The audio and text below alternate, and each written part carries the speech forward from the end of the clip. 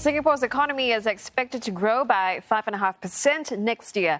Economists surveyed by the central bank in November largely believe it will grow at least 5% instead of 4% previously.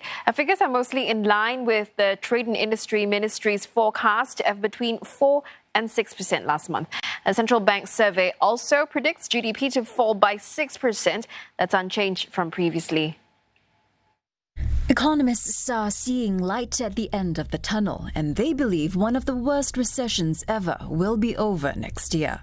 Growth is expected across all key sectors, from construction to accommodation and food services.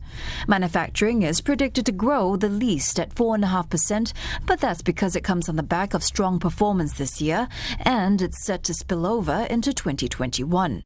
Heading to the second half of this year and going to 2021, demand for electronics sector is actually coming from corporates. Companies have realized the need to invest in digital solutions to overcome some of the disruptions brought about by the pandemic, and also, to cater to this stay-home, work-from-home phenomenon. Companies see all these investments into new technology as a key enabler for their future's growth.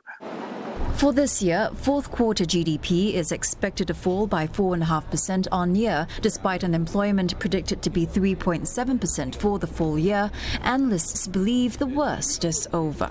I would think the unemployment rate will drop.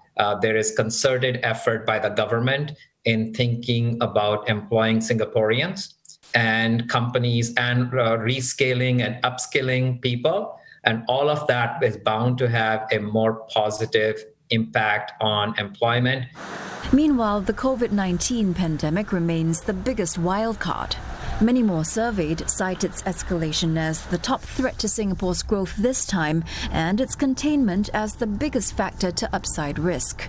That's why analysts expect the reopening under Phase 3 to be later rather than sooner, despite the more rosy economic outlook. Phase 2 already saw a lot of reopenings. Phase 3 would extend the opening to sectors which involve gatherings of more people. And hence, that's a very small share of the economy. I don't think it will provide a very significant boost.